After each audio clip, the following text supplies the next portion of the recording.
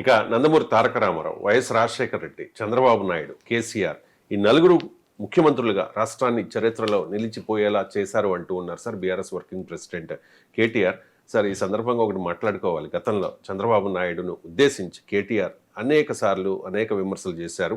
చంద్రబాబు మాట్లాడే ఇంగ్లీష్ భాష మీద సెటైర్లు వేశారు. చంద్రబాబు అరెస్ట్ అయినప్పుడు హైదరాబాద్లో టీడీపీ కార్యకర్తలు నిరసనలు ఆందోళనలు చేస్తూ ఉంటే ఇది ఆంధ్రప్రదేశ్కి సంబంధించిన విషయం, ఇక్కడ హైదరాబాద్ ప్రశాంతతను చెడగొట్టవద్దు అని చెప్పి అప్పట్లో కేటీఆర్ మాట్లాడిన ఒక వ్యాఖ్యపై చాలా విమర్శలు కూడా వచ్చాయి సార్. కానీ ఇప్పుడు బెస్ట్ సీఎంల లిస్టులో చంద్రబాబు నాయుడిని కేటీఆర్ చేర్చారు. ఏంటి సార్?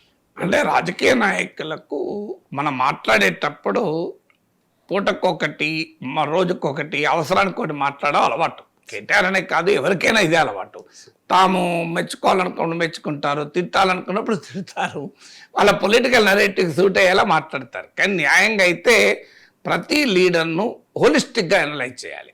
డెఫినెట్గా ఈ నలుగురు నాయకులకు ఒక ప్రత్యేకత ఉంది. మీరు ఎన్టీ రామారావు ఒక వెల్ఫేర్ ఎజెండాను జనం మీద తీసుకొచ్చి అప్పటి వరకు అస్తవ్యస్తమైన పాలనా వ్యవస్థను గాడిన పెట్టి ఒక సుస్థిరమైన ప్రభుత్వాన్ని ఇచ్చి ఒక కొత్త రాజకీయ సంస్కృతి, మీకు వెనుకబడిన వర్గాల సాధికారికత ఇలాంటి అంశాలకు పునాదులు వేసి తెలంగాణలో మండల వ్యవస్థను ఏర్పాటు చేసి పట్వారీ వ్యవస్థను రద్దు చేసి గ్రామసీమల్లో ఒక భూస్వామ్య పట్టును దెబ్బతీసి బస్టాండ్ల నిర్మాణం చేసి ఇలా ఎన్టీ రామారావుకు తనకంటూ ఒక ముద్ర వేసుకున్నాడు. దాంట్లో ఎవరికి డిస్ప్యూట్ లేదు.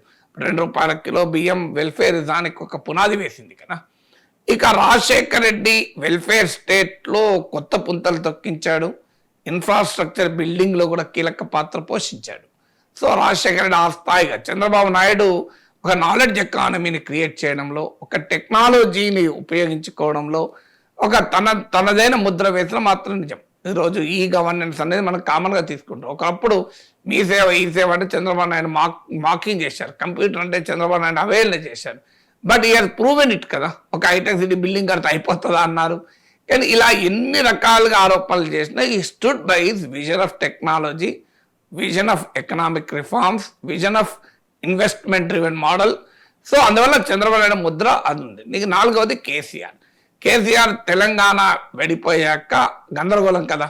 తెలంగాణ ఫైనాన్సెస్ ఏంటో తెలియదు, ఎకానమీ ఏంటో తెలియదు, అసలు తెలంగాణ వాళ్ళకి పాలన చేత కాదన్నారు, కరెంటు ఉండదు అన్నారు. కిరణ్ కుమార్ రెడ్డి మీకు పవర్ పాయింట్ ప్రజెంటేషన్లు పెట్టి తెలంగాణలో కరెంట్ ఉండదు అన్నాడు, తెలంగాణలో నక్సలిజం పెరుగుతుంది అన్నారు, తెలంగాణలో మత కలహాలు అలుస్తాయన్నారు, తెలంగాణ అన్వయబుల్ స్టేట్ ఉంటుంది, ఇన్కమ్ ఉండదు అన్నారు, తెలంగాణలో మీకు ప్రాంతీయ విద్వేషాలు పెరిగి సీమాంధ్ర ప్రజల దాడులు జరుగుతాయన్నారు. ఇవన్నీ తప్పని కేసీఆర్ ప్రూవ్ చేశాడు కదా. సో ఇవన్నీ తప్పని ప్రూవ్ చేశారు. హైదరాబాద్ బ్రాండ్ పోతుంది అన్నారు. కేసీఆర్ టైంలో బ్రాండ్ వేయిందా పెరిగింది? మీరు చెప్పండి. సో బ్రాండ్ బాగా పెరిగింది కదా. సో ఇన్ని రకాలుగా ఆరోపణలు చేసినా KCR have proven them wrong. ఎందుకు ఇప్పుడు నేను నలుగురు నాయకుల్లో ఉన్న పాజిటివ్ అంశాలు చెప్పాను. ఇదే సమయంలో నెగిటివ్ అంశాలు కూడా ఉండేయని నేను అంటలేను. అందువల్ల we have to see them holistically. అది రాజకీయాల్లో ఉన్న వాళ్ళు చేయరు, మాలాంటి వాళ్ళు చేస్తారు. చేసినప్పుడు కూడా ఎవరికి అవసరమైన పాట వాడు తీసుకుంటాడు. ఇప్పుడు మీరు చూడండి, నేను ఇప్పుడు చంద్రబాబు నాయుడు గొప్పతనం కూడా చెప్పిన, దాన్ని ఎవరైనా టీడీపీలు చెప్తే వాడతారా? వాడరు. రాజశేఖర్ రెడ్డిని పొగిడింది వాడతారు. వాడిగా దానిపైన ఇక నువ్వు రాజశేఖర్ రెడ్డిని పొగిడాడని చెప్పి నా మీద ట్రోలింగ్ చేస్తారు. అది మనం చంద్రబాబు నాయుడు పోయినా కదా, దాన్ని వదిలేస్తారు. అందువల్ల ఇదొక విచిత్రమైన ప్రపంచం.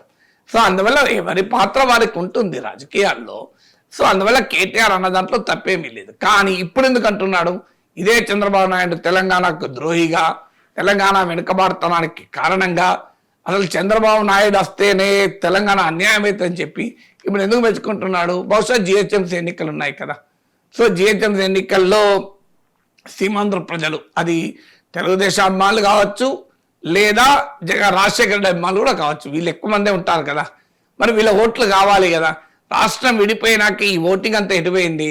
ఈ ఓటింగ్ అంతా బీఆర్ఎస్కే పోయినట్టు మనకు అసెంబ్లీ ఎన్నికల ఫలితాలు రుజువు కదా. అంతకుముందు జిహెచ్ఎంసీ ఎన్నికల ఫలితాలు కూడా రుజువు కదా. సో అందువల్ల మీకు ఒకవైపు బీఆర్ఎస్కు ఈ ఓటింగ్ ఏమో గతంలో ప్రూవెన్, మీకు అందరూ కూడా ఇప్పుడు అక్కడ తెలుగుదేశం తరఫున గెలిచిన ఎమ్మెల్యేలు కూడా ఇవాళ బీఆర్ఎస్లోనే ఉన్నారు ఇప్పటికీ కూడా, కొంత ఫిరాయింపులు జరిగినా కూడా. అందువల్ల జిహెచ్ఎంసీ ఎన్నికలు రాబోతున్న సమయంలో చంద్రబాబు నాయుడును రాజశేఖర రెడ్డిని అభిమానించడం తప్ప సీమాంధ్ర ప్రజలు వేరే వాళ్ళు ఉండరు కదా. ఉంటే రాజశేఖర రెడ్డి అభిమానులు ఉంటారు, చంద్రబాబు నాయుడు అభిమానులు ఉంటారు. వీళ్ళిద్దరు ఓట్లు కావాలి. ఎందుకంటే ఇప్పుడు ఈ ఓట్లు ఆ జిహెచ్ఎంసీ ఎన్నికల్ని నిర్దేశిస్తుంది. ఈ ఓట్లు ఎవరికి అనే చర్చ జరుగుతోంది. భారతీయ జనతా పార్టీ మీకు ఆంధ్రప్రదేశ్లో కూటమిలో ఉంది కనుక మీకు ఆటోమేటిక్గా చంద్రబాబు నాయుడు అభిమాన ఓటర్లు బీజేపీకి వచ్చే అవకాశం ఉంటుందని బీజేపీ నమ్ముతోంది. అలాగే మీకు రేవంత్ రెడ్డి పట్ల తెలుగుదేశంలో చాలా ఇప్పటికీ అట్రాక్షన్ ఉంది. మీరు ఆంధ్రప్రదేశ్లో రేవంత్ రెడ్డి అంటే అత్యధికంగా అభిమానించే వాళ్ళు కాంగ్రెస్ వాళ్ళు కాదు, టీడీపీ వాళ్ళే. సో రేవంత్ రెడ్డి చంద్రబాబు నాయుడుతో ఉన్న సాన్నిహిత్యం కావచ్చు, ఇంత జరిగిన రాష్ట్రం విడిపోయా కూడా ఇప్పటికీ చంద్రబాబు నాయుడు పట్ల తనకున్న అభిమానాన్ని గౌరవాన్ని నిర్మోహమాటంగా రేవంత్ రెడ్డి చెప్పడం కావచ్చు, మా తెలుగుదేశం వారే కదా అనే భావన కావచ్చు, చంద్రబాబు నాయుడు శిష్యుడు అని ప్రచారం కావచ్చు, ఇవన్నీ కారణాలు ఏదైనా టీడీపీ అభిమానులు అయితే క్లియర్గా రేవంత్ రెడ్డి పట్ల ఫేవర్గా ఉంటారు. ఓట్లు ఎత్తరా లేదు తర్వాత సంగతి. అందువల్ల కాంగ్రెస్ మాకే వస్తాయి ఈ ఓట్లు అనేది వాళ్ళ నమ్మకం. ఇక జగన్మోహన్ రెడ్డి అభిమానులు ఎలాగూ కాంగ్రెస్ ఆంధ్రప్రదేశ్లో రెడ్డిస్ వైసీపీ వైపు ఉంటే తెలంగాణలో రెడ్డిస్ కాంగ్రెస్ వైపు ఉంటారు కదా. సో అందువల్ల ఆ సెక్షన్ మాకు ఎలాగూ ఉంటుందని అనుకుంటున్నారేమో. Reddy voter, Dalit voter, minority ఓటర్లు వీళ్ళు ఎలాగో మాకు వస్తారు జగన్ అభిమానులు. చంద్రబాబు అభిమానులు కూడా రేవంత్ పుణ్యమాని వస్తే మాకు లాభం వాళ్ళు. సో అందువల్ల ఈ పరిస్థితులు మిగిలింది ఒక బీఆర్ఎస్ఏ కదా. సో జగన్మోహన్ రెడ్డితో సాన్నిహిత్యం ఉన్నా కూడా అది లాభం ఎంత ఉంటుందో నష్టం కూడా అంతే ఉంటుంది.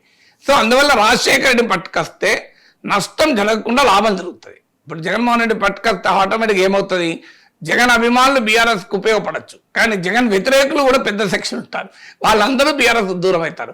రాజశేఖర రెడ్డిని పొగిడితే జగన్ అభిమానులు సంతోషిస్తారు, జగన్ వ్యతిరేకులు కూడా. ఇప్పుడు ఏమి రాజశేఖర రెడ్డి టీడీపీకి శత్రువు కాదు కనుక ఇప్పుడు రాజశేఖర రెడ్డి మీద పెద్ద అటాక్ ఏం లేదు కదా టీడీపీది. అందువల్ల ఒక వ్యూహాత్మకంగా రాజకీయ దూరదృష్టితో కేటీఆర్ బహుశా ఆ మాటలని ఉంటాడు.